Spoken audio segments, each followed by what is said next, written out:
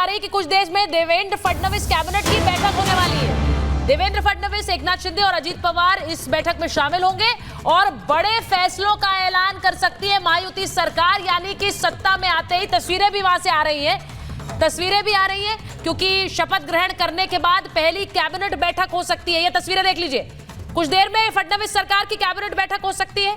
ये देखिए आप तस्वीरें, बाबा साहब की तस्वीर पर फूल अर्पित करते हुए देवेंद्र फडणवीस, अजीत पवार और एकनाथ शिंदे। और यहां अब पहली बैठक के बाद कोई बड़ा ऐलान देवेंद्र फडणवीस कर सकते हैं, यानी कि महायुति की सरकार की तरफ से किया जा सकता है। आपको याद होगा कि ये एक जो चुनाव में वादे किए गए उसे लेकर भी देवेंद्र फडणवीस ने कहा था कि हम एक एक वादा पूरा करेंगे। तो आज सरकार के शपथ ग्रहण के बाद पहला ऐलान क्या कर सकते हैं, इसको लेकर कोई अटकलें हैं चंद्रप्रकाश जी? देखिए, अटकलें का मतलब ये है कि ये कंटिन्यूइंग सरकार है। हाँ। पीछे से चल रही थी, उनकी योजनाएं हैं और जो नए वादे हैं वो उसमें जुड़ जाएंगे निश्चित रूप से। एक बात जो अभी कही जा रही थी कि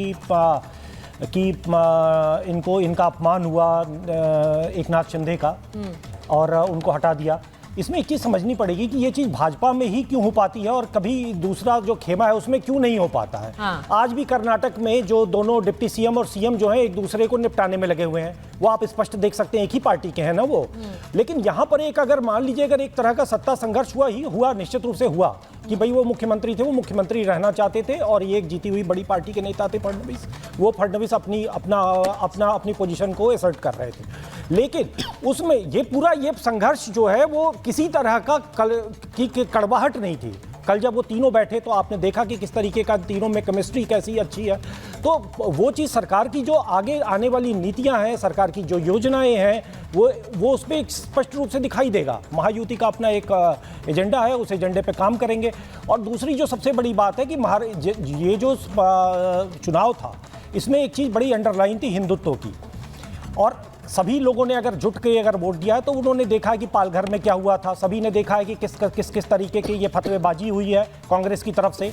तो उन सब चीज़ों के प्रति एक प्रतिक्रियावादी भी एक है जब कहीं ना कहीं इनकी सरकार को अपनी नीतियों में अपनी उसमें चलेगा। ये दिल्ली के चुनाव में चलेगा, ये बिहार के चुनाव में चलेगा। मैं ये पूछना चाहती हूँ, बिहार में देखिए नीतीश कुमार का फैक्टर भी है। मैं इसलिए इसको जरा खुलकर पूछना चाहती हूँ। और गुरु प्रकाश जी तो बिहार से ही आते हैं, तो जरा पहले गुरु प्रकाश जी के पास जाऊंगी और उसके बाद विवेक जी आपके पास आ रही हूँ।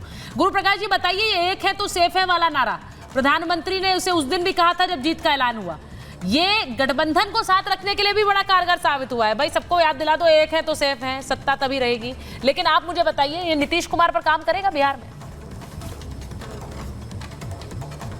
नहीं सुचारुता जी, बिल्कुल। नीतीश जी के विषय में मैं एक और बात कहना चाहता हूं कि अभी कुछ और प्रश्न उठाए गए थे हमारे विरोधियों के द्वारा। हाँ। मैं बताना चाहता हूं कि भारतीय जनता पार्टी के लिए पद से ज्यादा महत्वपूर्ण कुछ है तो वो जनता का आशीर्वाद है। बिहार में हम नीतीश जी से बड़ी पार्टी हैं, लेकिन हमने नीतीश जी का नेतृत्व स्वीकारा है। सीएम हो, डिप्टी सीएम हो, नेता विपक्ष हो, ये स्थान भारतीय जनता पार्टी के लिए मैटर नहीं करता है। Point number 1। पॉइंट नंबर 2, अभी ये भी कहा गया कि लोकसभा के चुनाव में मोदी जी को नकार दिया गया था। लोकसभा चुनाव में महाविकास अघाड़ी और महायुति का वोट प्रतिशत देखा था आपने? 43% हमारा भी था, 43.2% आपका था। तो ये कह देना कि 43.2% से आपको नकार दिया गया है, अगर आप चुनाव के नतीजों का ऐसा विश्लेषण और ऐसा आकलन करते हैं तो ये भी दृष्टि रखने की जरूरत है। सुचरिता, आखिरी बात मैं कहना चाहता हूं, महाराष्ट्र में जीएसटी मुक्त हो गया है और आपने बहुत अच्छी बात बोली थी। जीएसटी कैसे मुक्त हो गया है? गांधी मुक्त हो गए हैं, शरद पवार मुक्त हो गए हैं, ठाकरे मुक्त हो गए हैं। ये देखिए, कोई ठेकेदारी नहीं होती किसी की। बारामती पवार का, मुंबई उद्धव ठाकरे का, फलाना उनका, रायबरेली अमेठी गांधी का, ऐसा नहीं होता है। देश के लोकतंत्र में ऐसा कोई ठेकेदारी किसी की नहीं होती है। एक शब्द का उपयोग करते हैं हमारे पॉलिटिकल साइंटिस्ट, ये पॉकेट बरो है। अरे किसका पॉकेट बरो है भाई? कोई भी सामान्य व्यक्ति, देवेंद्र फडणवीस जी एक सामान्य परिवार से आने वाले व्यक्ति आज महाराष्ट्र के मुख्यमंत्री का शपथ लेते हैं। एकनाथ जी एक सामान्य परिवार से आने वाले व्यक्ति आज उप मुख्यमंत्री पद का शपथ लेते हैं।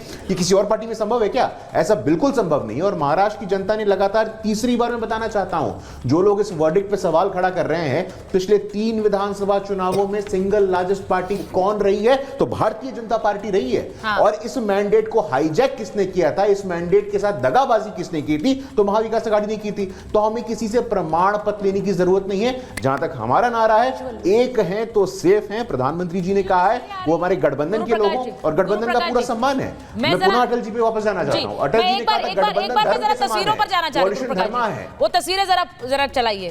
मैं तस्वीरें दिखाना चाह रही हूँ क्योंकि मंत्रालय पहुंचे हैं देवेंद्र फडणवीस और एकनाथ शिंदे, अजीत पवार, और वहां पर फूलों से स्वागत हो रहा है उनका।